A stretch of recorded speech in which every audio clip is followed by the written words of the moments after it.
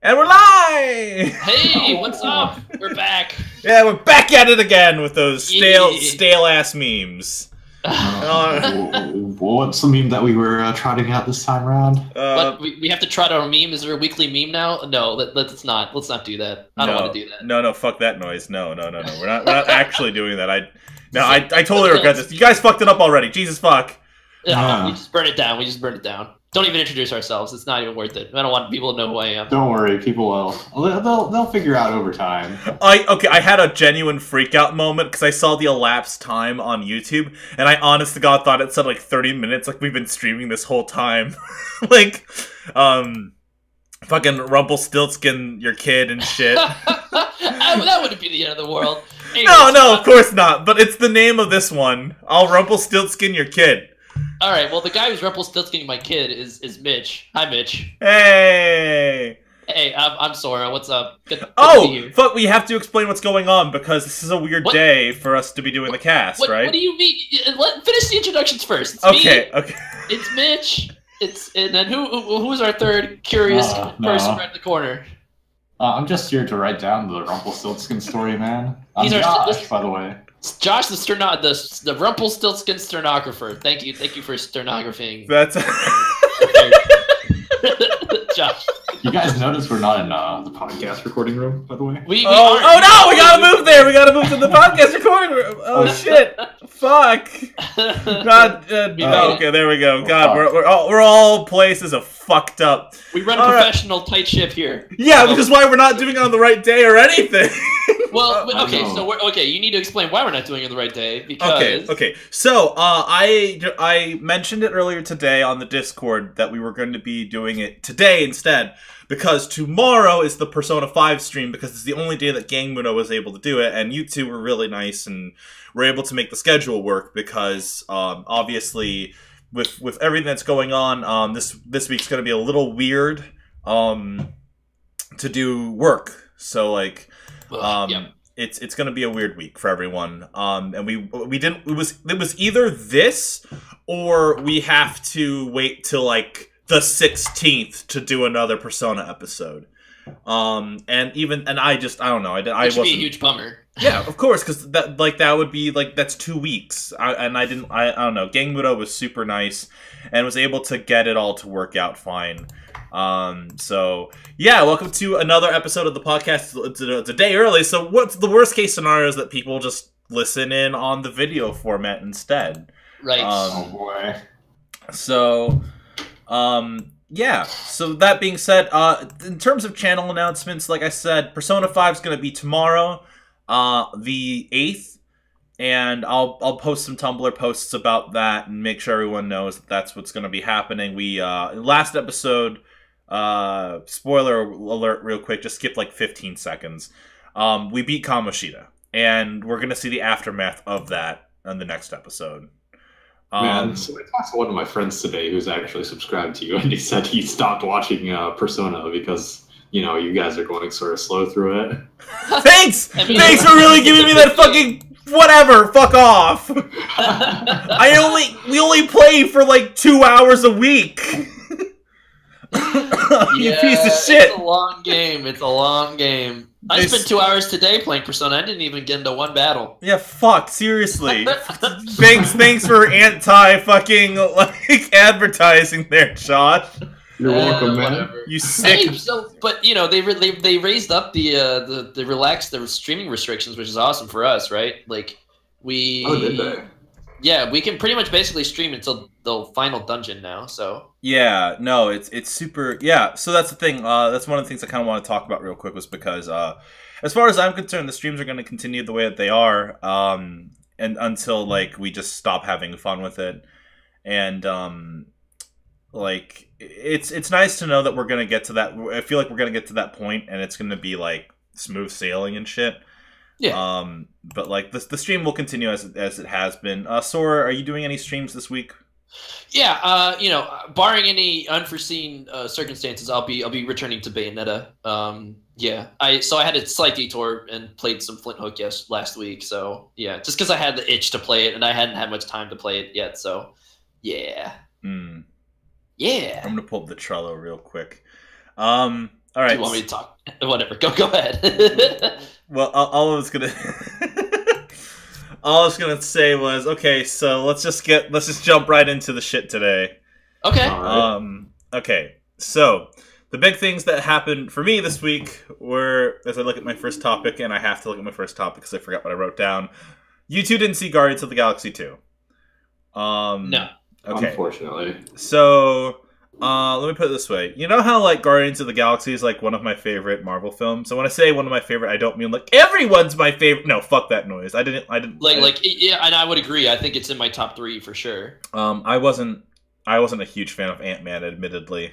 But, like, so what I will say is, you guys know that Guardians is one of those films that I just super love. I will say this much. The second film is super charming. James Gunn does a really great job at just being, like, a fun, charismatic, like, director, and everything just comes together really nicely. The film does have some problems, admittedly, in terms of just, like, how acts work, like, near the beginning, admittedly. I wasn't a big fan of, to a degree. But, like, overall, I mean, for fuck's sake, I saw it twice. So, like, I definitely enjoyed this film. So, go totally check it out. It's super... Well, okay, so, but, I mean, like, this is kind of a shitty question to ask, but did you like it comparably to the original? Was it better? Was it worse? How are you feeling about it? Okay, so that's the thing, right? I'm a huge fan of the first film because I felt that that's, like, one of those movies that are just, like, it's just a fun romp, right? Yeah. With this one, it's a lot of character building, and it's a lot of, like, it feels like it takes place only a couple months after the first film. So it's not like it's 3 years later. So I would like... I wouldn't say I like it more because I feel like they're very different films. And what I mean by that is that the first one is clearly a film that, like, oh yeah, it's like the Avengers, right?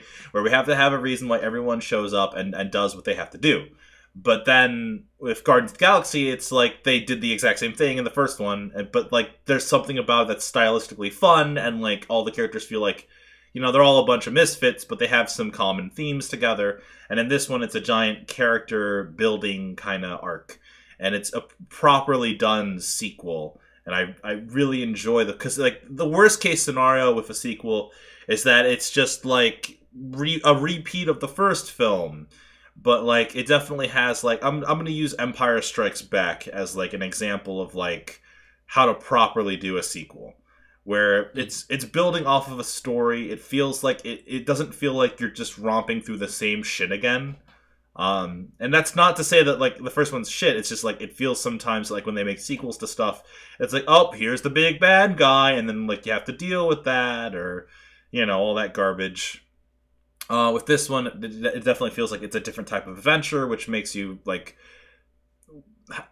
They do a lot of, like, cool stuff with characters in this one that I really, really enjoyed. And it really just... I'm trying not to spoil anything. Like, a super bare minimum. But, like, I just like James Gunn's... I think that's the director's name. I like his style, and I like how he does things. And I will say it's a little goofy at times, but, like, I still really... I hope it's goofy. It got weird. It got weird goofy, like, in terms of, like... Well, you'll see what I mean. Just when you go watch the movie, we'll talk about it, and, like, all that, and that'll be fun. But, like, yeah, so, yeah. That's all I'm going to say about Guardians. It's a super recommendation. I had a blast with it, and it's also because I'm one of those... Okay, I will... okay, one last thing. Okay, let this go. Yeah, no, okay.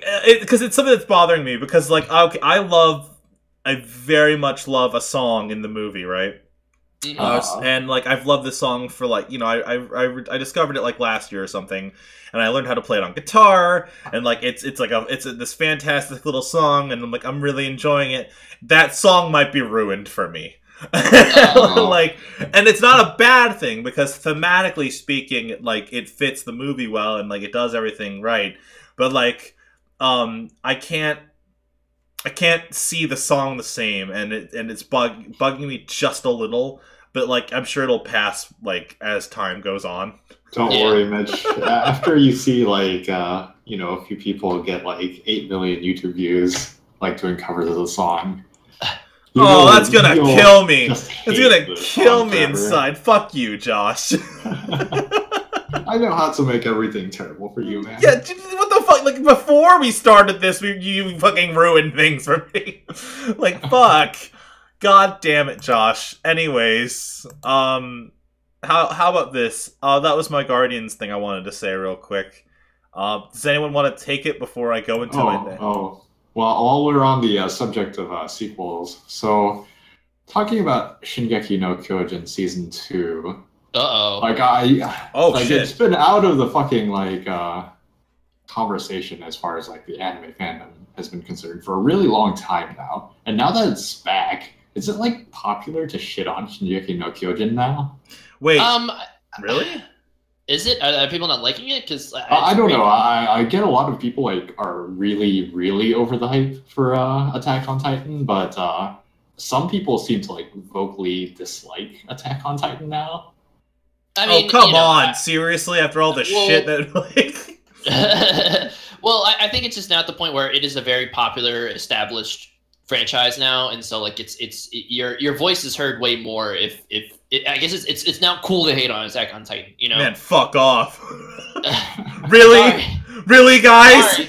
What? It happens. I don't know, dude. Like this happens for Marvel. This happened. Like this is like it happens with anything that's popular. You know, like whether it's now cool to hate on Star. It's the same reason like it's popular to hate on Star Wars Episode 7. You know what I mean? Like it's huge, it's popular, and it has some flaws. So people who don't jive well with those flaws, like you know, there's some. I don't know. I don't want to shit on. It's fine if you don't like Attack on Titan or Attack on Titan 2. It's whatever. But, you know, it is now in vogue to hate on it now because it's very popular. Oh, fuck off. Its success is guaranteed, so you sound cooler by saying it sucks. If that makes sense. God fucking We're not saying anything bad about you, Mitch, right? No, no, it's weird because I have to go back to that year that it came out, and I was like, I don't know, this might not be for me. You don't like Attack on Titan? Yes. Oh, like, no, it definitely goes the other way, I would say fuck hard. off. You know, like, it's fuck off. It feels a lot like all the people who, you know, sort of enjoyed Sword Art Online and then, like, turned around and said it sucks. Yeah. So I think people need to learn how to contain not contain, but like learn how to accept that other people don't like this super awesome thing that you really, really like. You know what I mean? Like there are people, like I recommended like Steven Universe to people and they just, you know, didn't really jive with it. And I'm like, you know what?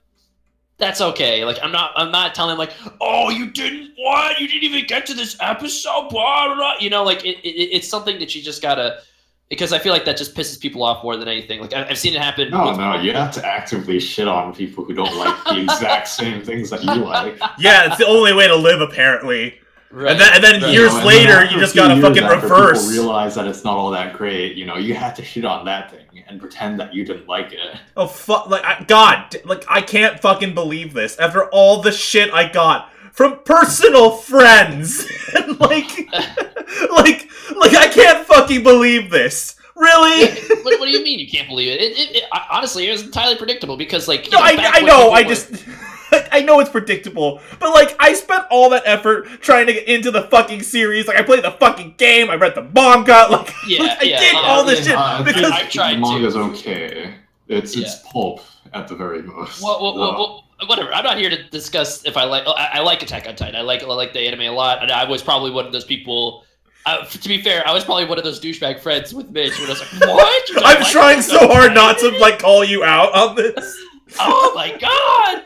But you know, and I'm not as hyped on it as you. No. If I do this to you, you know, you'll immediately call me out. I've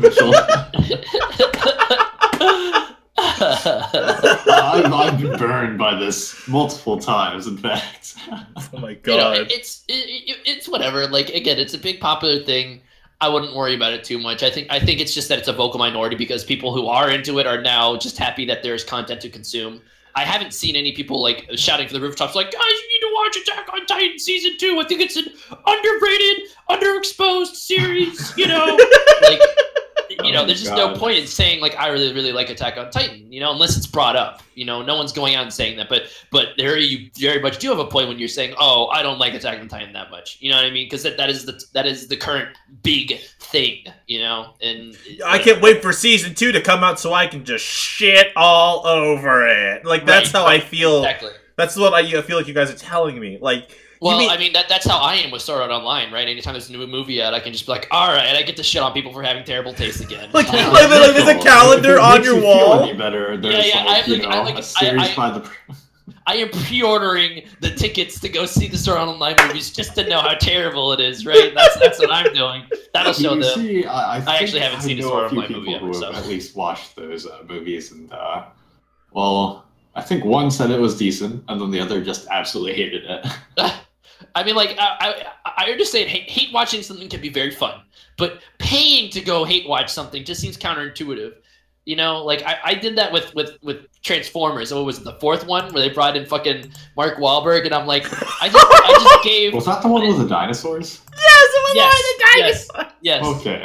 And then that was when they actually literally paused the momentum of the movie to explain why it's okay for this 19-year-old, like this like 20-year-old guy to be dating this 16-year-old. You know, like it was just like it's totally fine, it's totally legal, and it's like what? Yeah, no. What was it, the Romeo and Juliet laws or something like that? Because I saw a clip for it. Juliet laws. It's just so fucking like Michael Bay went out of his way to make sure that you know that it's okay. Yeah, it's not like, icky at all or anything, guys. Yeah. All right, and then whatever. So like, I went to go hate watch that movie. And I thought it was gonna be fun to hate, but then like I just felt stupid because Michael Bay just tricked me out of $13 to go see it. Exactly.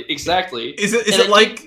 It's like when that person hated Lucina, or no, it was Rosalina, so they bought all the amiibos for her, and like, I'll show you, Nintendo, and that's the exactly. It's like that fucking amiibo douchebag Twitter guy. I still got my fucking Rosalina amiibo, so fuck that guy. Like I'll show Nintendo. I will. It's like, no, you won't. You just bought all their product, you dick. You literally just bought. You just sold their product. This is literally the best case scenario for them. People who are, in the throes of hate are not, the most logical. I guess. Like they sit in a room surrounded by the thing they hate the most, and they're just like, I showed them. Fuck. What the fuck was that dude's problem? Like, holy shit.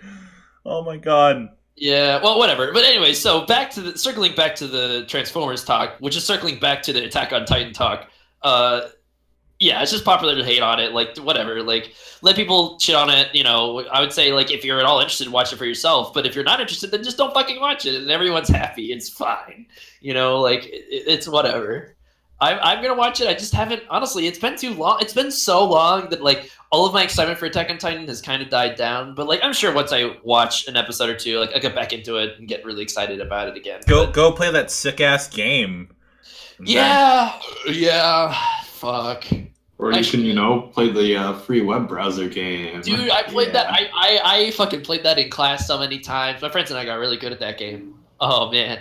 I love that game. That was so sweet. Oh, Levi's the best character. Is it still up? Is it made by like a Chinese developer? Oh, I was talking about fucking the one from Oh, I know you're talking about the Dynasty Warriors one, right? The Megaforce game? Yeah. No, that one's super solid. We streamed that one a couple times. Yeah, well, you were really hyped on it, and you're like, "This is the game. I am now into Attack on Titan." Because that's the thing. Like fucking Attack on Titan has like the best games. Like no, so that's the one thing I was gonna say was like I feel like a lot of my hatred towards the idea that like people are just not hot on Attack on Titan anymore is because like I finally it's the people who told me that no. You have to be into it, and then I finally get into it. Everyone's leaving, it's like I spent like 3 years trying to get to a party, and like, what do you mean the party's over? What do you mean the party's still technically going on? It's like, yeah, but no, it's not cool to be in the party anymore. I'll eventually read Homestuck. I will no absolutely dead. Homestuck is Homestuck absolutely dead by now? I don't know. I'm sure there are some holdouts. You know what the funny thing is? I try to get into that series like at least 3 times now, and I always stop at the exact same spot. It's the exact same spot every single time, and it's right when it goes from fucking beta to alpha. And, like, I think that's what it is. And, like, I try it's like almost like a yearly ritual where every couple of years I'll just try again, and it just doesn't happen. It just never happens.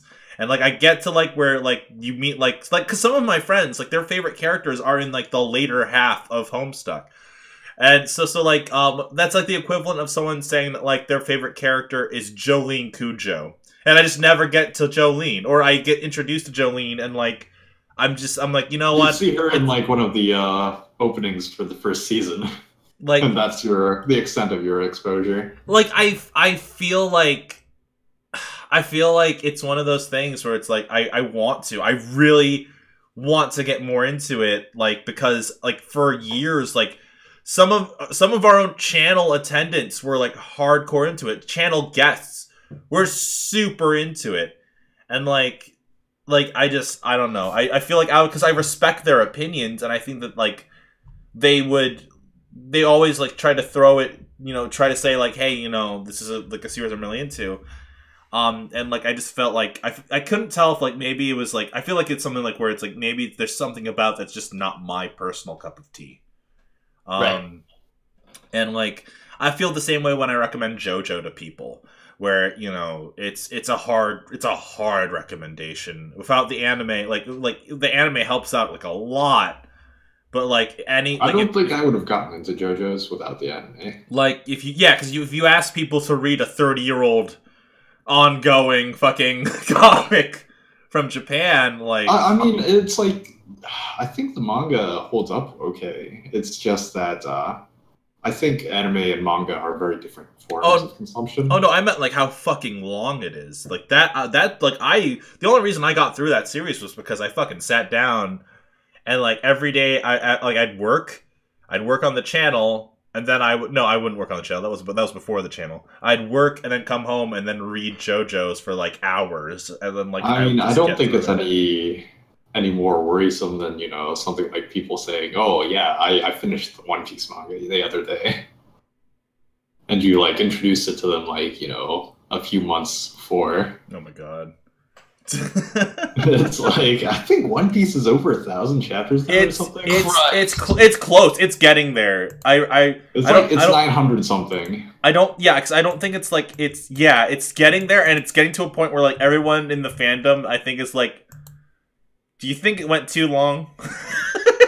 I mean, apparently the sales for One Piece are down. Right. Now, so. I was just about to bring that up. Like, I watched this Super Eye Patch Wolf video. Like, I don't know if you guys have heard that channel, Super Eye Patch Wolf. Yeah. Actually, that's part of the reason why I brought the Attack on Titan thing up. Oh, okay, yeah, because he watch this video. It's really cool. It's about the state of Shonen Jump, and he basically breaks down the fact that, like, the top leading, like, you know how they have, like, the top monthly, like, surveys for the top everyone's favorite manga. Basically, it's misleading because it makes you think that, like, One Piece is still strong, like, it's still number one ever, like, all the time, and, like, it is, like, it's still the most popular or whatever, but it's actually, its sales have, like, dropped by, like, what is it, like, a third now, you know? Oh, like, shit. Yeah. Fair amount, but it's enough to account for all the losses that Shonen Jump has had. Right, so, like, Shonen Jump has been in decline, but that's mostly because almost all of its lost manga sales are in One Piece. Because there's no other big three now, you know, like without the other without 2/3 of the big three, like, it just makes it look like One Piece is just the king of the castle. And, you know? and without proper competition, I mean, I haven't fucking read One Piece in years. Really? Like, you know, and that is another one of those things where I think it's just not my cup of tea, because I tried really hard to get into One Piece, you know, like, and it just, fuck, man. It never jived with me, but I also respect the shit out of it. You know what I mean? Like, if there's any of the big three to do super well, One Piece is probably the one that's, like, the most creative, I'd guess, you know? Like, oh my god. I there's a part of me that wonders if, like, maybe the reason why... I remember, okay, let me put it this way. I remember being in high school, and, like, we would talk, like, me and Josh would talk about, like, our predictions on, like, what would happen in the next... You know, the next issues of the big three, you know? Right. Well, of two of the big three.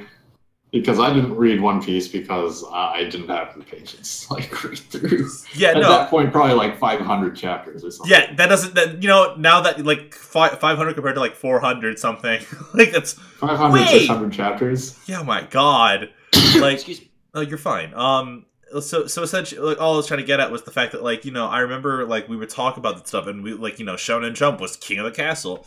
And then somewhere down the line, like, One Piece had always had the biggest manga sales for a long time. I remember it held the record for like holding the #1 spot.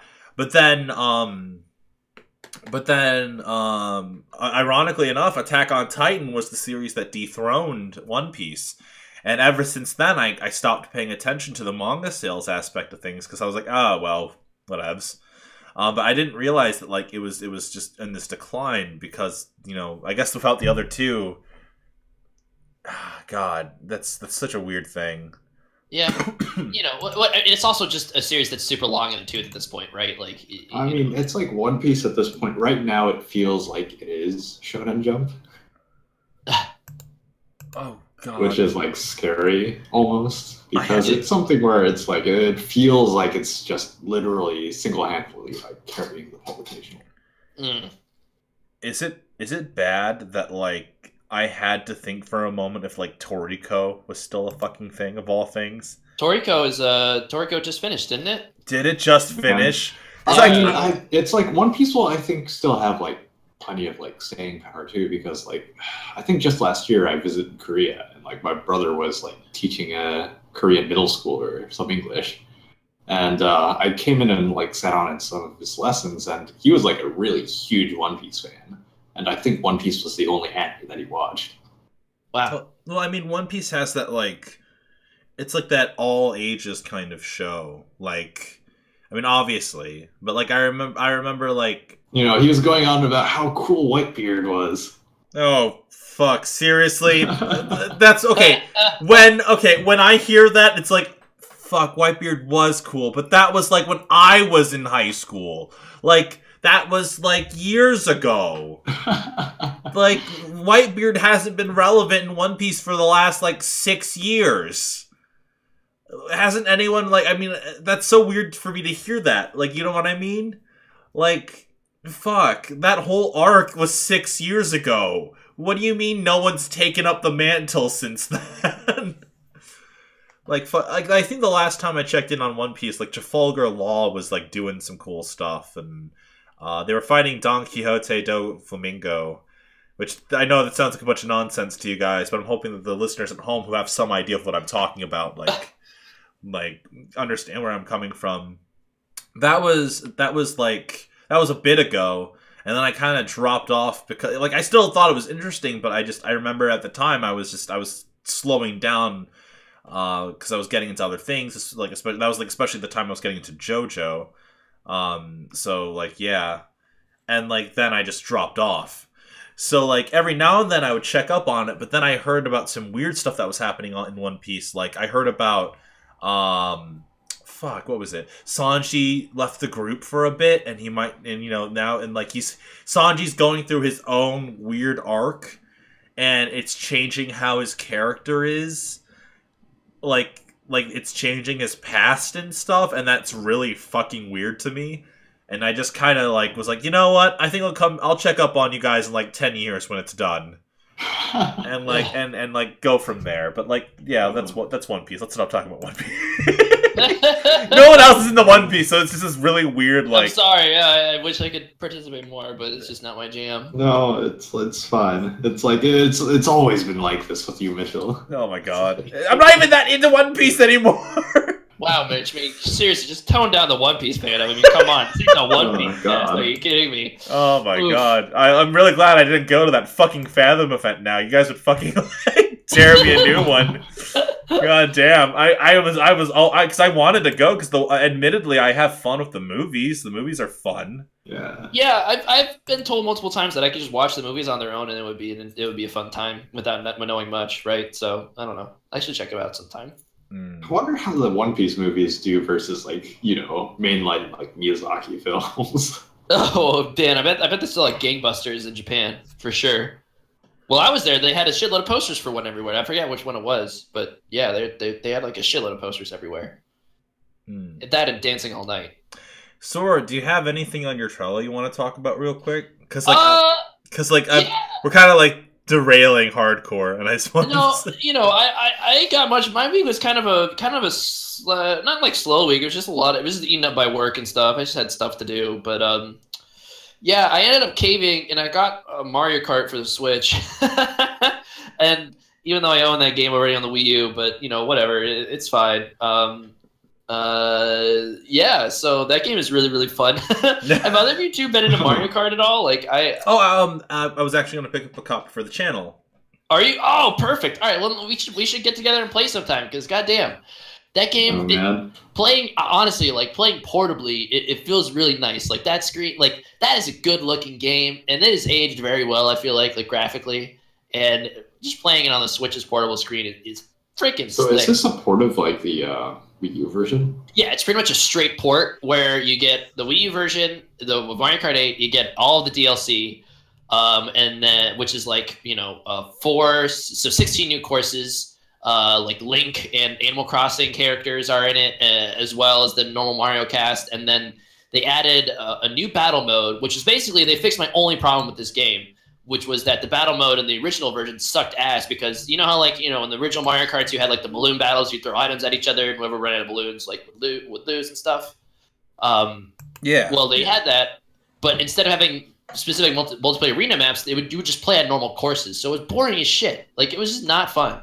So they added real battle courses, battle like zones now, and that's awesome, and it makes it way better. My friends and I were just getting drunk and playing that, and it was fucking sweet. Yeah, and I would say I've been a big fan of the Mario Kart series ever since 64. Let's see. Well, actually, now that I think about it, I got into 64 a lot. I played Double Dash. Double Dash is probably my favorite Mario Kart to date. That game is fucking sweet. And then I got really into the Mario Kart DS, and then that was the last one I'd played before Mario Kart 8. And honestly, with the battle mode being restored to its former glory, I'd say this is probably my favorite Mario Kart. We'll see how it lasts, but it's just a really, really fun time, especially if you haven't picked up the Wii U version. I would recommend it. The online's been fun. People kick my ass. I thought I was good at Mario Kart. No, that's a lie. I am getting fucking served. Seriously, it is. Oof. Don't worry, man. I pretty much exist in all Mario Kart groups. Pull up the rear, and sometimes get second from last. I get all the blue shells. Yeah. Yeah. The classic guy who gets all the blue shells but does nothing for them because the first place person is so far ahead of them. Oh my god. Yep. There's a lot of. It's been a fun time. It's been nice to just get in a few matches. The online's been pretty sweet. It's pretty bare bones, but it's easy enough to just get into a room with 12 other people. And there's something to be said for just having racing against 12 other real people whenever you want to. It's a good time, and I recommend it. It's worth it, I'd say. But maybe wait a little bit if you have the Wii U version already, because there's nothing here that you don't already have besides the battle mode. The battle mode's sweet, but not worth $60 by itself. But Mario Kart on the go, pretty fucking dope. Rosalina's the best. I use my bike all the time. That guy needs to buy all the Rosalina stuff now. Yeah, I know. Well, it's fine. I have my Rosalina amiibo. It's good. I'm good now. I'm good on that. If they made a Rosalina amiibo with her in her bike suit, on a bike, then I would have to buy another Rosalina. Well, that guy might buy them all first. Fuck. I have to. I do wonder how the amiibo craze has been lately. I still subscribe to the amiibo subreddit, and there's been a shitload of Zelda amiibos that come in. They made a bunch for Breath of the Wild. They're making one for each Link, basically, or each 3D Zelda, right? The Ocarina of Time one, a Wind Waker one, a Majora's Mask one. But I just haven't. I used to be super into amiibos. I have 20 of them. I have 20 of the Super Smash Brothers. It just kind of died out for me. I think it's for the better. Mario, the new Fire Emblem's coming out soon in 2 weeks. Christ on a cracker! I don't have time for that. But the special edition comes with 2 amiibos, and it's you know what? We're gonna hold off. I don't need these amiibos right now. I don't even know who these characters are. I would just be buying it just because it's a Fire Emblem amiibo. But I don't. I bought those amiibos because I liked them, and I had an emotional attachment to their characters. Like, you know, like I got Ike, Marth. If only there were a Bot of the Beast amiibo. Oh my god. That's what I want now. You wanted a Bot of the Beast amiibo? Or a Bot of the Beast pop figure. Like what something where I can just put. That is a classic Velvet Room reference right there. Wow, that is the OG reference. Yeah, fucking keep pushing Bot of the fucking Beast. Jesus Christ. Oh my god. Man. Oh, real quick, I'm gonna steal your thunder real quick. Yeah, no, go for it. I'm good. Okay, I'm thinking about getting a tattoo, and I've been trying to plan this out for like fucking months now because I'm like, man, oh really? The fuck, yeah. Wait, have I told you about this? No. Really? I don't think so. Think it was who you told. Oh fuck! I'm sorry because like I you thought it was Andre, but it was okay. me. Both my roommates have really cool like tattoos, right? And I'm like, you know what would be fucking cool? Getting a tattoo. And there's that moment where it's like, do I go like balls to the walls and like just get like really stupidly simplistic stuff, or do I get something like more stylized? And so like there's that hard ass moment where I'm like, I could just get like a black band around my wrist or something, like something real simple, you know, because essentially I want tattoos on my strumming arm so that so that like it's cool, dumb hipster bullshit, right? But then I'm like, you know what I could do? You know that mural of all the Aztec stuff that happens in the first ending of JoJo? Oh, wow. Every time I look at my arm, I just think of fucking roundabout every fucking time. God damn it. Oh, man. No. So, like, the whole thing is like, right now, it's a matter of, like... you just need, like, this huge, like, to be continued arrow on your arm. No. Yeah. No, get an arrow pointed at my crotch. Like, that's what I should do. That's where your stand is? Yeah, to be continued. Oh okay, come on. I thought it was gonna be funnier than like it actually turned out to be. It got really bad really fast. I'm like, well, where would the arrow be? Would it be on your thigh leading it, or would that's it. It's your chest down, or no. what? No, because the minute it becomes like the middle of the chest, the tattoo becomes way too big. Oh my god. And like so like I've been talking to different people about like what kind of tattoo I should get, and like I'm because my skin's a little darker, like it's like, okay, how am I going to get something done that'll like if I decide to do color, like I have to go see a specialist and that kind of stuff. Yeah. And the whole reason I bring this up is because I've been talking about tattoos a lot. Like I said earlier, one of my friends is getting married. And I mentioned that I wanted to get a tattoo, and I made the joke that tattoos are more permanent than fucking wedding rings. Yep. And they were like, nah, I'm not entirely sure about that. And I'm like, think about this, man. You can lose a wedding ring. I never ever want to hear anyone tell me that they lost a tattoo. Because then it's like, wait, how did you, what? What kind of injury did you have to sustain to lose a tattoo? Anyways. So that's something I'm thinking about doing. And, I'll keep you guys updated on that one, and I'll take a picture if I when I do. It's not a matter of, like, if, it's a matter of when at this point. Yeah. And it's just trying to figure out like what the fuck I'm doing, because that shit's permanent. But real quick, I'm also gonna take some more time. I know you two aren't watching Samurai Jack. No, I really need to, honestly. Like I know that I would like that show if I gave it a shot. Really. I should probably renew my Hulu subscription so I can watch the rest of it. Is it on Hulu? Huh? No, I think the original series is on Hulu. Okay. So, renew my Hulu subscription for a month, get that, watch the rest of Samurai Jack, and go over to Netflix. Yeah, honestly, it's really solid, and I say that every week we talk about this, but the reason why I'm bringing it up this week is I try not to say anything about Samurai Jack because, one, I'm hoping that you guys watch it, and two, because I don't want to spoil anything. Yeah. To like the fans and stuff. So the thing I kind of want to bring up though is there's something that happened interestingly in the fandom because of the last episode yesterday. So without spoiling too much, let's just be very abstract. So there's a couple ships in the show, yeah, which you wouldn't expect, but there are some, right? And the way that like a ship works. Now, when I mean a ship can be any form of like relationship. So it could be platonic, it could be paternal, it could be, you know, whatever. Like that's how ships work. Technically, a ship can be anything, but most people when they say ship, it's like a romantic thing. There was a particular ship that I liked from the father-daughter perspective, yeah. And this episode kind of like heavily implied that like, no, this is romantic now. When I say heavily implied, I mean I got hit with a fucking like truck. Oh no! Okay, gotcha. Because I have a father-daughter ship that I'm picturing right now from The Witcher. It's pretty obvious if you know, but like I'm just imagining that going that way, and I'm like, oh no. and the reason and the thing is, it's like, okay, look, I'm a person who fucking runs a ship like a shipping panel, right? So it's like I try my best to understand character dynamics. And when I was watching the episode at first, I was like, oh no. But then I realized slowly but surely,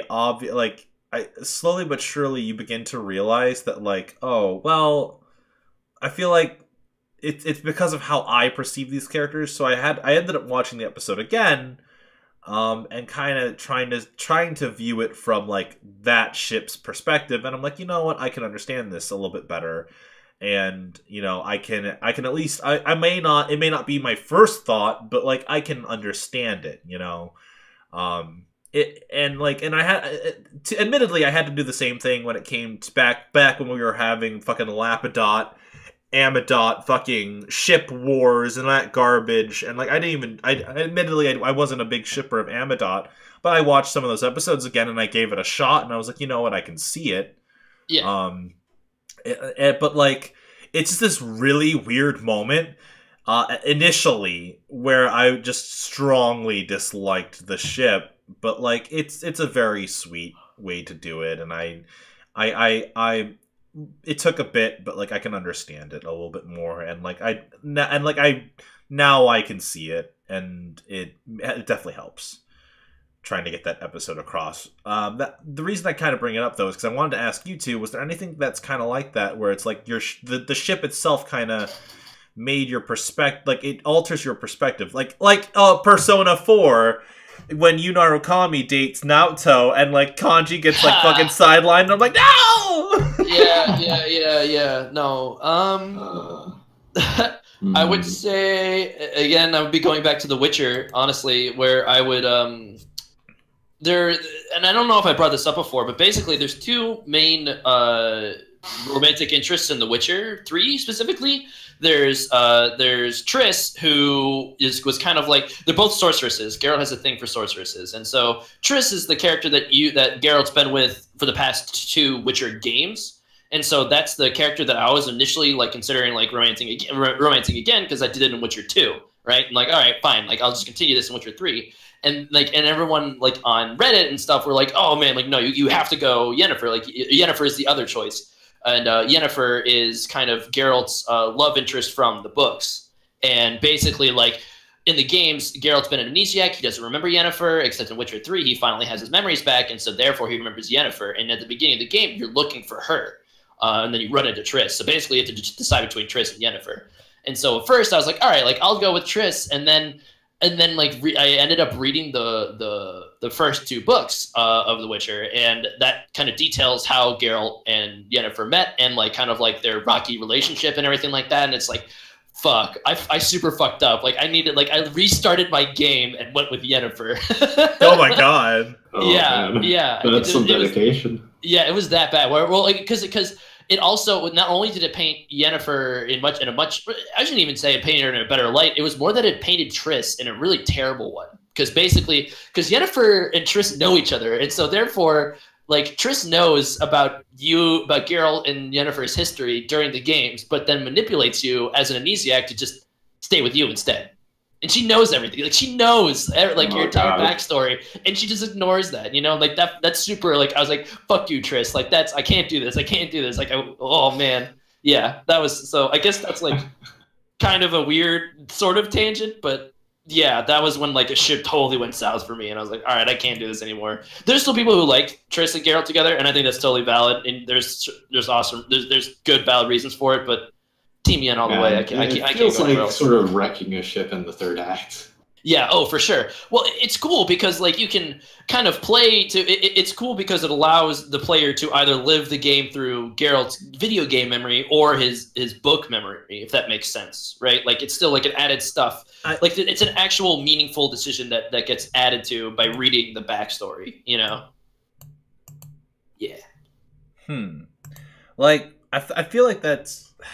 I mean, that's a very interesting way to handle the idea between the division between, like, the books and the games. But, like, God, like, ship stuff's kind of... It really fucks with, like, perspective sometimes. Oh, it totally does. Oh, it absolutely does. Yeah, I view characters completely differently when a ship is confirmed canonical and stuff like that. I mean, it's like, you know, all the stuff that happened with, like, the ship at the end of Legend of Korra too. I was just about to bring up Korra, yeah, like, or Legend of Korra specifically, like it. Oh man, God! Making the ship. I guess I don't want to actually spoil, even though it's like a meme at this point. I feel like, but the ship that happens at the end of that show that's confirmed canonical, like, makes the rewatch of Legend of Korra so much better when you look at it through that specific lens. Like, it is really well done, I think. People were like, "Oh, it comes out of nowhere," and I'm like, "No, they just decided to be a little more subtle with it." You know, like I personally, I'm not the kind of person who likes stuff where you have to watch it once in order to appreciate it. Sure. Like, I'm sure that they put in, like, plenty of, like, foreshadowing, but at the same time, it feels like with any other ship, I feel like it would have been much more explicitly stated as something that would happen. Yeah, I guess. Especially given, like, their track record as far as ships in the past. That's true. I was under the impression that, like, it's because it's Nickelodeon or something along those lines that, like... Well, it's a progressive ship, honestly. Like, it is. I don't know, like, how risky it was, but I would certainly classify it as a risk. You know, this is before Steven Universe was big, right? So yeah. Oh yeah. Jeez, yeah, that was way before, like, fucking Ruby and Sapphire. Right, that's something, like, now, like, looking back, like, Steven Universe blows that you know. Granted, maybe it is risk out of the water, like, but still, Steven Universe was able to, you know, take the risks that it did because, you know, Legend of Korra existed. But at the same time, I feel sort of like it feels sort of strange to hold up like Legend of Korra as being like something. Oh, you know. Yeah, I wouldn't even call it that. Like, I wouldn't call it like, oh, this is like the ideal like LGBT relationship or whatever. No, but it's more like. I mean, it's nice to see a character who's bi. Yeah, for sure. I'll put it that way. Like, I mean, yeah. Well, and it was also eye-opening to see, and I don't want to get too weird about this stuff, but like, it was eye-opening to see how many people were in straight-up denial. Like, I mean, granted, it's like, you know, up until that point, it's like there's no indication that like Korra is that way. Yeah, I would say what rewatching, especially if you're going to rewatch anything, just rewatch the final season, and because then they drop. That's to me, that's not the problem. It's like, you know, it's something that I would have liked if it were present from before. Like, sure, as part of her characterization. Yeah, and I'm arguing that, and it's fair that like it's kind of dumb to have to rewatch the whole entire series just to quote unquote get it, but I think the hints are there, and I guess this is coming from somebody who already shipped them beforehand. But in my mind, it was still a crack ship, you know. Like, I didn't think it was going to be canonical at all, and I was like, oh shit, they fucking went and did it, you know. Like, it was, yeah. The goddamn the times that crack ships become real. Yeah. That's my favorite. Fucking Lapidot was that way with me. Yes, yes. God. The OG crack ship, you know? Like, oh my god, damn. Ichigo that was the and, best. Fucking Manaka from Ichigo 100%, man. Oh, no. God, we're talking about Ichigo 100% again. Yeah, I'm going really old here. I hate you. God damn it. It's supposed to be a fucking sequel manga. What the fuck, dude? I hate you. You fucking suck. No, I mean, okay, so there's this whole thing where Josh and I, like, read Ichigo. Like, there's not a lot of series we've read together, but one of the series we just so happened to have read together was fucking Ichigo. No, you totally told me to read this fucking series. No, I know I did! I'm just saying that, like, it's Ichigo 100% of all the fucking series we read. Like, and that we constantly bring up, like, every now and then, it's Ichigo 100%, and there's something about that that's just like, oh god. Because the older we get, it's a fair series. No, Once you it's get past like the blatant fan service. It's fine. It's just the older we get, the weirder it becomes to talk about Ichigo 100%. Oh my god. I mean, it shows our age. It came out in like 2002 or something. Yeah. Oh god. That's like me bringing up, like, Escaflowne, a series that I've never watched, but a series that everyone tells me to watch. Wow. It's like fucking me bringing up Evangelion, man. What the fuck? Oh, no, hang on. Sword, did you look it up?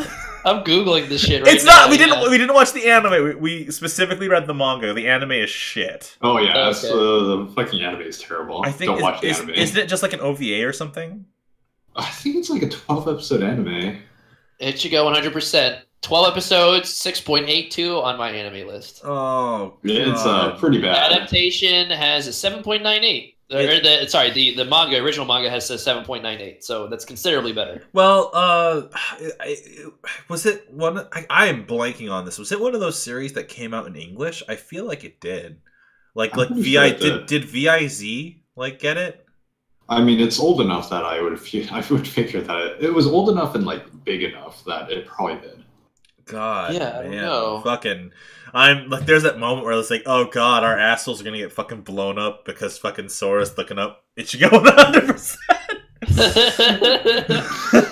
I mean, it's an okay, romance manga. I think that it's a harem manga, and then like it's got probably the most serviceable, I guess, protagonist that I've seen in a harem manga since. Serviceable, I guess. Well, no, okay. So the reason why I think it personally it keeps getting brought up, like me and you have had Josh and I have had like long ass conversations talking about specifically the end of that series, because I remember back in 2008, 2009, or 2010, whatever.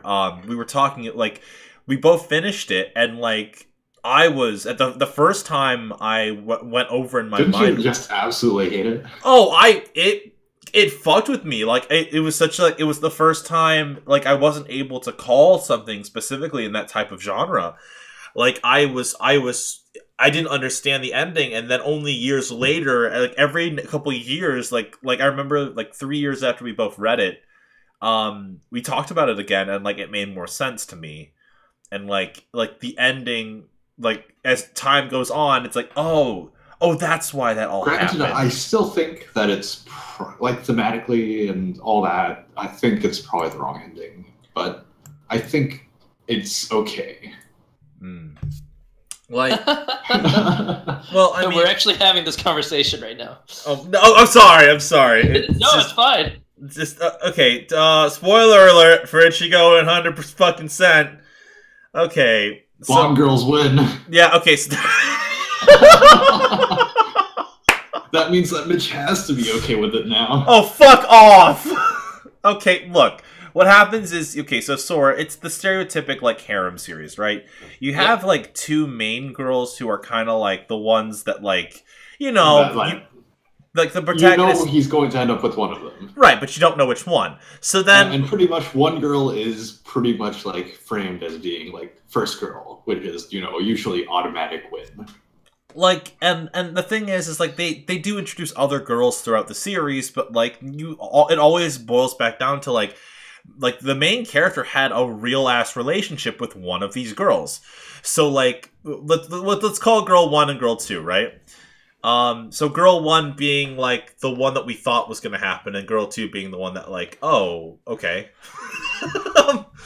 So he dates Girl 2, and, like, and has a real-ass relationship with Girl 2, and, like, but, like, Girl 1's always kind of there, and, like, you kind of get the vibe that the story's building up for, like, the turnaround, right? Like, that he's gonna date Girl 1. But then the series ends with him just sticking with Girl 2, like, getting back together with Girl 2. And it leaves for, like, this giant, like, what the fuck kind of moment. So it's like... it's something where, you know, the series portrays both of the... Like, Girl 1 and, like, our protagonist as being pretty much, like, perfect for each other. But at the same time, there's no development, really, between the two sometimes. Or it feels like. Like, at least not enough that they can just, like, you know, push past that, you know, like, sort of awkward, like, Japanese harem manga thing where it's like, you know, status quo exists. And they never reach that critical mass. It's... That said, I would say if you read Ichigo 100%, I would say recommend another series named GE, Good Ending. Oh, as, like, God! Companion piece. Oh, God! Why is this the cast now? Oh. No, we gotta talk about these. No, we're not gonna talk about GE! God damn it! What the Can someone change the subject, please? Okay. So, you know, if you ever have to read, you know, 2 harem series, make them your 2, and then you're fine. So... You don't need any more in your life ever. I'm gonna go right to that and do that. Can we have a harem cast? Can we just have a harem cast? No, we're not gonna have a harem cast! And we'll just, okay. You know, all Mitchell will just RUMPLESTILSKIN all the kids that you get from your massive harem. I don't want those kids. You can have those kids back. All right. Well, who else has a subject? Because honestly, my week's been pretty light. So. Okay. I just wanted to remind everyone that Steven Universe's bomb is happening this week. Oh, it's happening! It already happened for a lot of people. Okay, yeah, no, because that's actually why I wanted to bring it up this week. Was because this bomb... Okay, so back in January, right, we had Bomb 5. And the whole bomb was, like, spoiled a month in advance from Cartoon Network themselves. The problem with this particular bomb is, unfortunately, somehow the episodes got leaked. Not from Cartoon Network, but I think from another source. And even the first episode, like Lion 4, I think that's what the episode's called. Yep. Even then, like, the whole thing is fucked. Because, like, the episodes got leaked anyway. Lion 4 was leaked about, like, I want to say, like, a couple weeks ago. Like, or even a month before all this. Like... Oh my god. Like, it's so real. I'm still gonna try to catch the episodes, but, like, I don't know. To be honest with you, I'm having this hard moment where it's like, this, honestly, Steven Universe might have jumped the shark for me. And it's... Really? I don't want... What exactly? Well, what do you mean? Like, okay... Like, I remember when I was really hyped for the episodes and the bombs and stuff, and, like, I cared, and... you know, there was all that, right? But, like, it's getting to the... Like, it's not... I can't tell if it's a hype die down, or it's, like, it's just normalized, or if I'm genuinely, like, starting to forget the series exists. And what I mean by that is, like, obviously anyone who follows me on Tumblr knows I clearly am not like that, because I keep reblogging all these Lapadot pictures and Pearl and stuff. But, like, I can't tell if it's entered that state where Kingdom Hearts is with me, where it's like, oh, Kingdom Hearts exists, that's right. And then, like, I just go on my merry way. And I'm not, like, actively in the fandom. You know what I mean? Or, like, I took a step back. And, like, besides getting, like, my Greg, like, I wanna still get my Greg cosplay ready in time for stuff. But besides that, like, I'm not, like... actively into it, and to be honest with you, the episode, like, I saw, unfortunately, I was spoiled on what the new gems look like, and I'm not a big fan. Like, It's getting to like okay, here's a fun idea. Pokemon Ruby and Sapphire was the last generation I was really into before I jumped the shark and like just stopped playing until X and Y, right? Like that's how I always viewed that. Ironically, I feel like we're getting into Diamond and Pearl right now. That's where I am personally. Is I'm slowly but surely like not active. Like there used to be a time where I would watch every episode like when it came out, but there's that moment where like the bomb is probably gonna come out like all in one go, and I'll probably just or the bomb's gonna come out throughout the week, and I'll just watch it in one go. So like I still love Steven Universe. Steven Universe is still one of my favorite series. I feel like if this bomb doesn't quite work out the way I think it does, I may be putting it on the back burner for a little bit. So. I mean, I think it's probably similar to like, you know, a relationship where like the first 6 months are, you know. Oh, I'm over the honeymoon period. Yes, pretty much. So you know, you gotta make do with what you have. Right. Real quick, DMs asked me, what about blue waifu and green waifu? There's still no. That's the thing. Tumblr is very blatant on the fact I do not forget that ship. That ship is still one of my favorite ships because I super love that ship before it even became remotely canon. Like I was that back when that was a crack ship. I was like shipping that ship because I thought their character dynamics would be interesting. And like I remember having conversations with people, like talking, like theorizing about their character dynamics together, and it still blows my mind that it came true. You know, like I think there's some episodes of the Velvetcast, like not Velvetcast, but back when we were doing Velvet Talks, where like me and Gang Widow were talking about that because we both shipped it like that, and Maddie shipped it like that, and like that was just how it was. But like I said, like if you want, guys, next week, whenever we do this, like we can probably talk about the Steven Bomb. Yeah. And like get more into that. All right, who wants to take this next one? Josh. Okay, real quick. I'm sorry, Sora, but I saw one of Josh's topics, and I need to ask him. What is the end of anime piracy? Okay. Because you remember all those years ago when One Manga shut down? Yeah. Oh my god, yeah.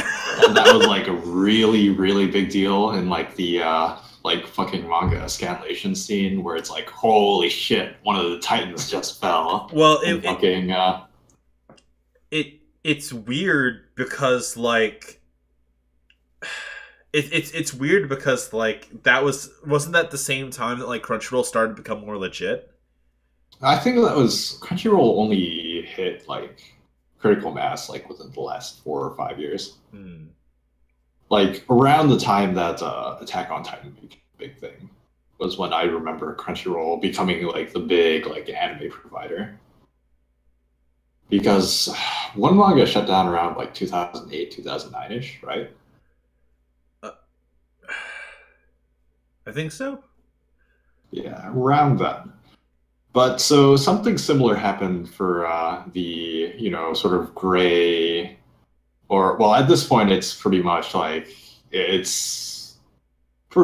the black side of like the like anime watching continuum of legality, because like it's sort of not super like gray market stuff anymore, where you know it's strictly like fan subbers doing it because like stuff's not available in the US.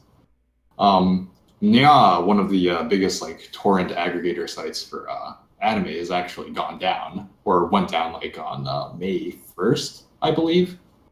And there was this like huge like fiasco going on the internet with people trying to like hunt down clues as to why it's gone. And pretty much it's something where since it's gone, there aren't very many services that are like comparable like quality and size to Nya, sort of like how like Pirate Bay used to be. I guess, a few years ago.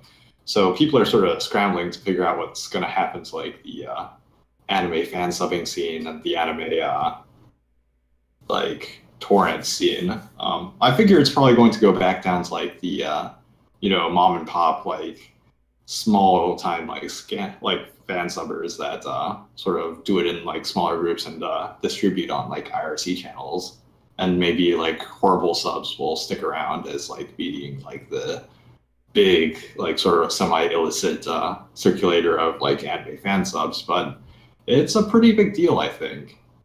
It might be something where fan subbing becomes like so much harder to access than legitimate anime sources that it will drive most people to just get a Crunchyroll account. That said, though, it's something where it's with like the exit of Nia from the scene, it's also going to make the platform that anime gets released on much, much more important. Like my conversation with Onihei like a month ago or a couple months ago, where because it was licensed by Amazon and it's on like Amazon's service, which is completely separate from Prime, nobody knows about it, even though it's a pretty great series. But yeah, that's pretty much what I have on like the end of anime piracy. And so far, it doesn't seem like Nya is ever going to come back. It's like they've deleted the site, and it's probably not like sources that seem pretty reliable are coming forward slowly and saying that it's probably not going to ever come back in the same form ever again. Which Nya had, switched between like different domains. Personally, I'm not super sad about like a large aggregator site like that going down, but at the same time, it's something where I feel like the diversity of like fan subs groups was still an important thing to have. Yeah. Because I still personally like the fact that, fan subs still do offer something that you can't get out of like a lot of legitimate sources. Especially, sometimes you have joke subs that are really fucking funny, by the way. And sometimes you just have like really, really high quality fan subs that like people at Crunchyroll won't have the tools to do stuff like, have Dio scream JoJo at the top of his lungs and have the font grow larger on the screen as it happens. Or, what a beautiful twang.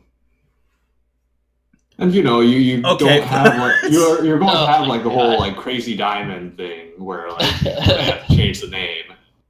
Oh god, no, Shining Diamond, yeah. Oh, or fucking Oingo Boingo is the one that always gets me, right? Because they just call them Mondada. What is it, Mondada? Zendata or Zondata, whatever.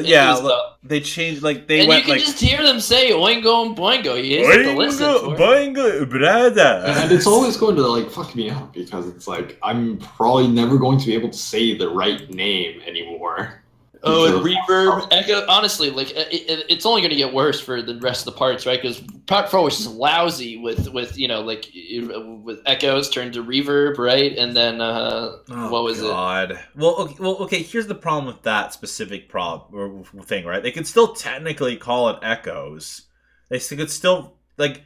I feel like because the thing that everyone's scared of right now is the reason why JoJo's names have to change in the first place is actually because of Part 5. And what I mean by that is Prince was the only artist who ever had a problem with the JoJo names, it seems. Or, to my knowledge, was the only one who ever really knew about it. Because Giorno's stand is called Golden Experience, which is the name of a Prince album, I believe. Yep. And he actually had a problem with it when it was becoming a game, and so they couldn't ship the game here or something like that, or Prince. The reason why, or not him specifically, but it's one of the reasons why, hey, maybe naming all your maybe naming all your characters and stands and stuff after artists it's a great idea. It's fun. It's a fun idea, but in the States, it's not. You don't get away with that shit easily. That's why they have to change things. I am surprised that Speedwagon kept his fucking name. like Robert Edward O. Speedwagon. Sure. So, like, but yeah, but they had to change it to Whammoo, and they had to spell AC/DC all weird. Oh god, AC/DC. Oh my god. Oh god. But yeah, it's something to keep in mind as like we go forward with like how anime culture will like sort of evolve in the future. It might just be that something like, you know, less reputable sources sort of rush into like fill the gap, sort of like how Manga Fox and Manga Reader rushed in to fill the like, you know, manga aggregator gap. But I hope that it's something where, you know, it doesn't affect the community too negatively and maybe causes some positive change in the community too. It's just like one of those like, you know, really big chaotic elements that it's hard to tell what's like all the fallout from it will be going forward. Yeah, that was the end of anime. All right, well, it's starting to sound like we're winding down here a bit. We're an hour into the cast. And I still have to do all my goddamn Diva thing. Oh yeah, we have to play Heroes up to this, don't we? Oh, fuck, I have to rally then. No, it's fine. We'll do it tomorrow. No, I can maybe tweak in a few games. All right. Well, oh boy. Well, yeah. Sorry, guys. We would totally continue doing a cast, but we gotta play Heroes of the Storm so I can get my fucking Diva so skin. We can get our Diva skins. We actually don't care about you that much, guys. Gosh. We gotta get this stuff out of the way. Oh my god! All right, let's let's answer some questions this week, right? Yes, please. All right. So, Water Tiger asks, how many OCs do you have? OCs? Too many. Oh, Josh and we made a fucking world. God, we made a. How about this? I'll just go over the book I wrote. Which book? Oh God, the one I actually finished. The one that you finished, okay. Not the Stillborn Project Born between us two. No, that's just the Stillborn. All right, I've written a couple different. So here's the thing: I wrote a couple different concepts. I've made a lot of stories and stuff over the years, but like the one that I'm very proud of is my project Rockstar, which I finished up, and I'm still trying to figure out. You should tell them the story of crawling in my skin or whatever. Oh no! Do you mean the one where I was like going through a horrible fucking depression and he kept pushing me to go further into the depression? Oh yes. Drink deep and die. God, our friendship's fucked. Anyways, the answer is that I have tons and tons of them, but like, I mean, at this point I wrote a fucking book, so yeah, I'm still trying to figure out what the fuck I'm gonna do with that, but to be honest with you, I think I'm gonna like post it on like Tumblr or something, and I'll just throw the whole fucking thing up, and whoever can read it reads it, because I just want it out there. Sora, do you have any OCs? I know Josh's answer is he built a universe, so... No, I actually do not. I'm not the most creative type, you know? Like, I just kind of... Yeah, no OCs to speak of, honestly. Alright, yo. And then Water Tiger says, what would your ideal pet be? I want a Chow Chow. They are cute, big, fluffy puppies, and I love them. They are adorable. Aren't they like mean? I don't know. I don't know if they're mean. They just I'm pretty sure most of like the really, really small dogs are like sort of really mean. No, they're not. They're not small. Here, let me see if I can answer your question. I want to see if I can pull up a Chow Chow real quick. Any of you guys can do this while I'm like typing. I would definitely go with the Sky Bison, yo. That'd be fucking dope. Oh, we can pick fucking fictional animals. Holy shit. Yeah, dude. Gonna go if not, then that'd be something super boring. Can I get Igus from Persona 3? Fuck.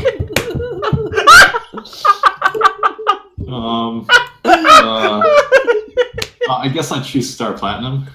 Star Platinum.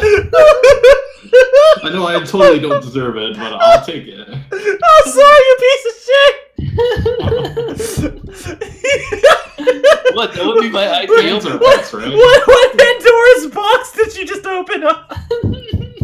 Yeah. Here, I've put something in the podcast chat for the people to look at. They're fucking Chow Chows. They're adorable, big, fluffy puppies.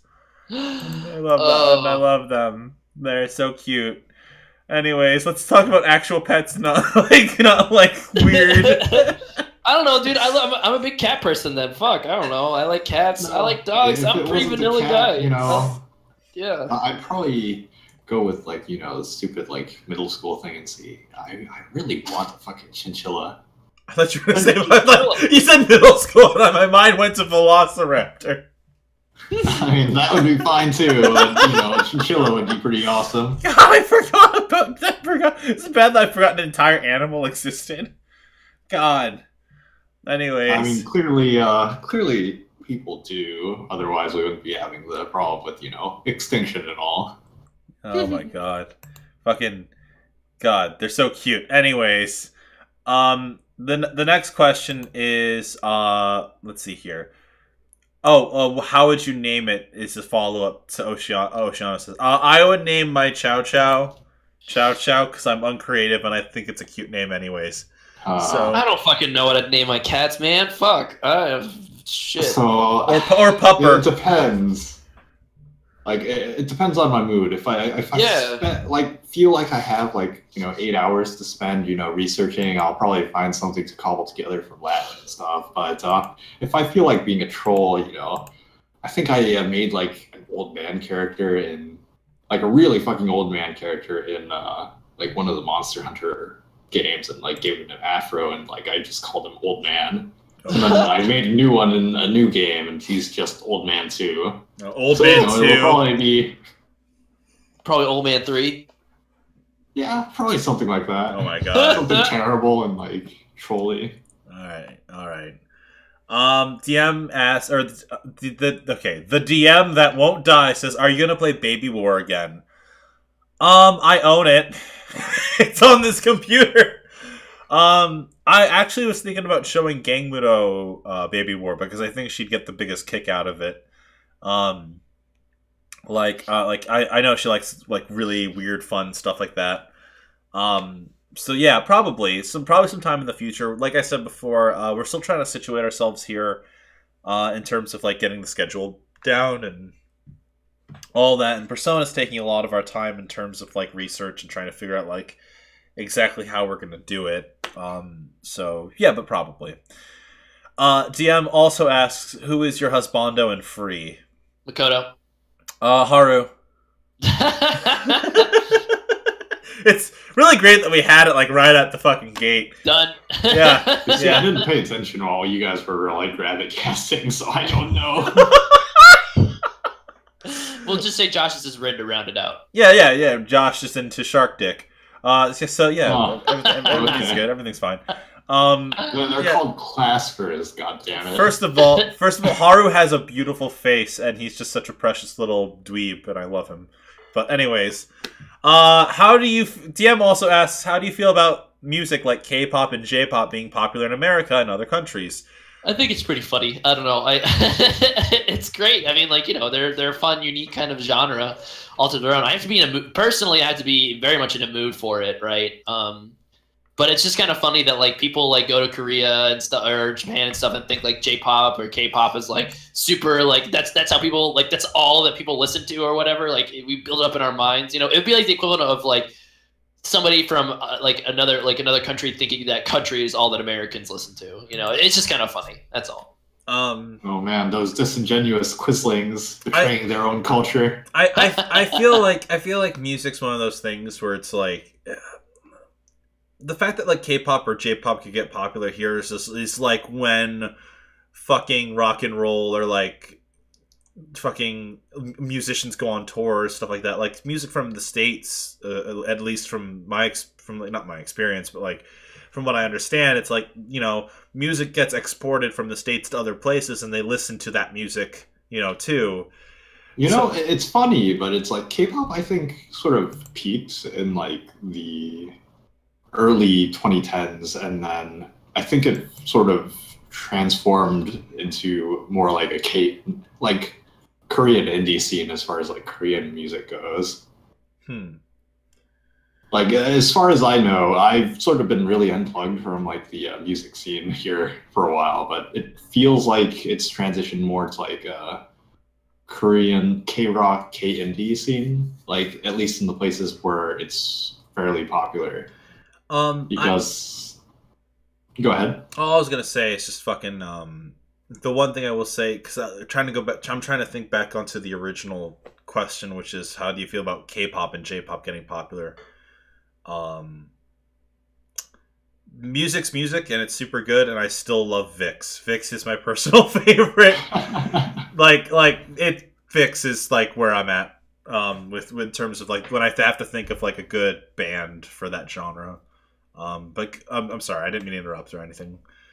No, it's good. So let's move on to the next one. You guys keep adding more questions to this. We'll never stop. We're cutting it off at Stoics. No. What artist, band, circle have you been listening to recently? Says Oceano. Okay, I've been listening to. You know, why don't you guys answer this first? I'd have to like. Well, I'm just trying to collect my thoughts right now because I jump all over. I mean, pretty much I just go onto Spotify and like look at my recommended list. And, that's what I've been doing. And at this point, I've stopped really paying attention to who the artists are. Yes, same. I'm listening to a lot of like chill, like this sounds so douchey, but like chill hop, like lo-fi stuff, like stuff that kind of blends into the background for me. Like I literally listen to like the relaxing study beats or whatever playlist on Spotify. They just play that at work. But I mean, besides that, I've been listening to, honestly, like it's been a while since I've added a new band to my rotation list, but like, you know, I've been listening to Tame Impala a lot. I've been listening to Group Love, The Naked and the Famous, and then Churches. I love Churches. Yeah, those have like been like my big bands that I constantly rotate out of. Let's see. I guess I've been listening to this artist called eVisor.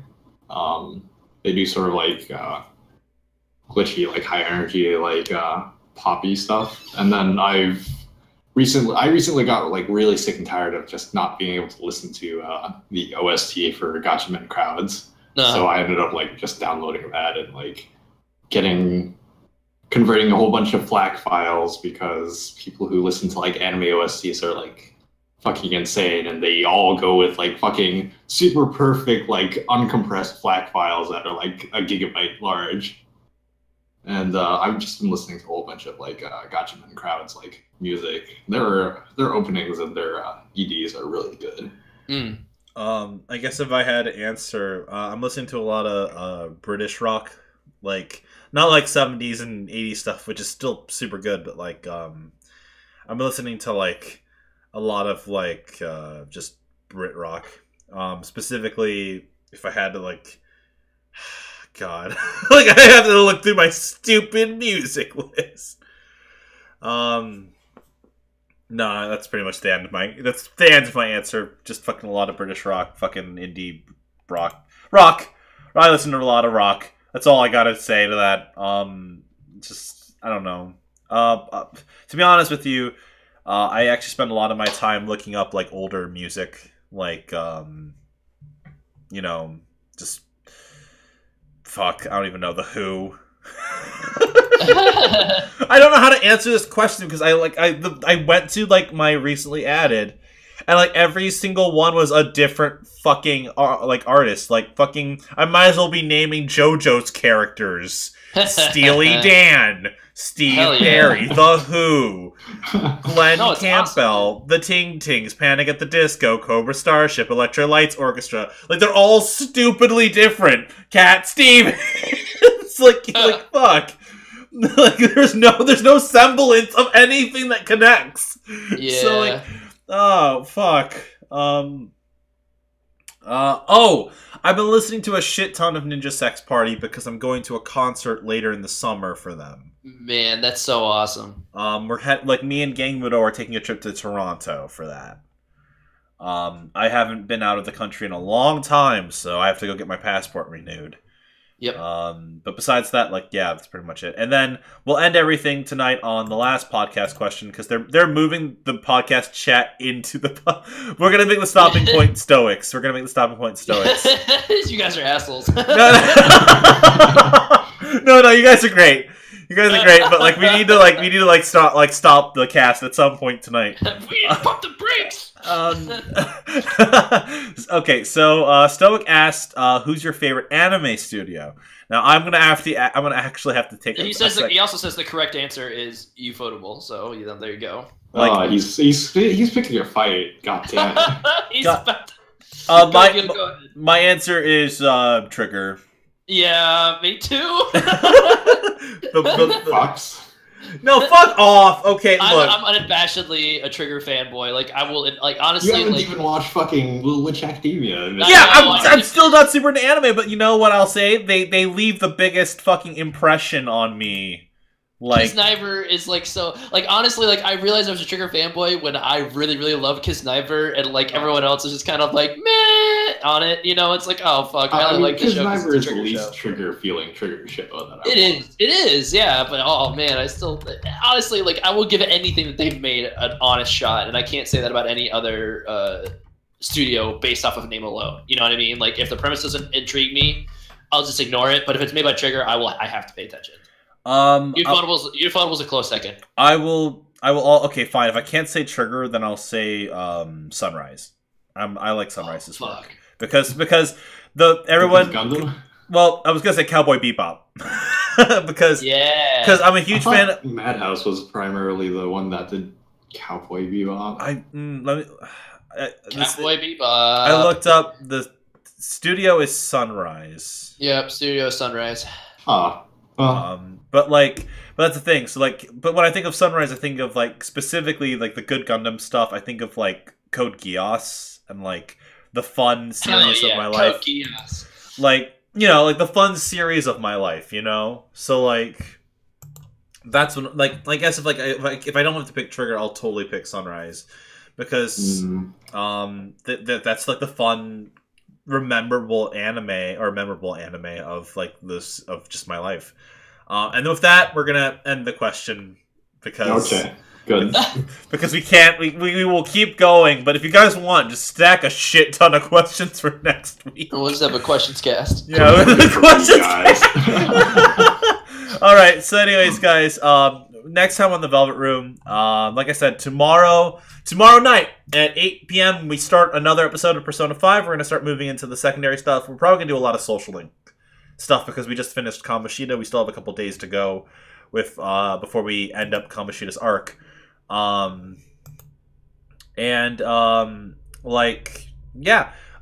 If you like Sora, you're still doing your side of the tracks later this week. I'm still streaming. We're still Bayonetta-ing. I kind of want to get back into Dark Souls actually pretty soon here. You can take another day to stream if you want. Like it's totally fine. Yeah, I know. Well, I like this cadence that I have because like honestly, the stream day always sneaks up on me, and it's like, oh fuck, like I have to make sure I'm ready and everything like that. So I'm digging the pace that we're going right now. So. So if you guys like this video, if you guys like the stream, I know a lot of you guys are in the Discord right now instead of the YouTube. But like, if you guys obviously like this video, give it a like. It lets us know what kind of projects we should prioritize, honestly.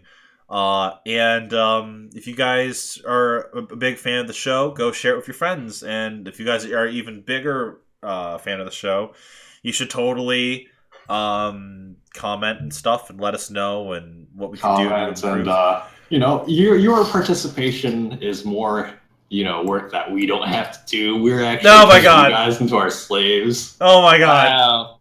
Like we're turning you into content for other people. Yeah, pretty much. Well, I was gonna say because the thing is like there's a very specific problem I'm having with the Persona playthrough right now. where like I voiced it to you guys like every single week, but like there's a very specific problem that we're having where the people who like the playthrough because we're voicing it over, which is taking more time than it needs to, and then we're also like only doing it once a week. So like it's starting to slowly but surely like grind on some people, and we have a very specific person who keeps watching the streams and lets us know very, very loudly that they are not fond of how we're doing things. But I can't tell if it's the feeling of we finally made it, or like I don't know. But anyways, yeah. So we're gonna continue the stream doing it the way that we're gonna do it because it's fun for us. That's the way that we have kind of situated. It's how we wanted to do it, and like there's like 3,000 other streams out there that do it the way that they want to do it, and this is just the way we do it. So yeah. And you know, we love you guys so much, and you know, we just want to let you guys know, you know, any way that we can make the show like fun and stuff for us, and also you guys, you know, it works out super hardcore. And yeah. So anyways, next time on the Velvet Room. Yeah. Also, Studio Trigger isn't my favorite studio. God damn it! Stop. Fuck whatever. Bye.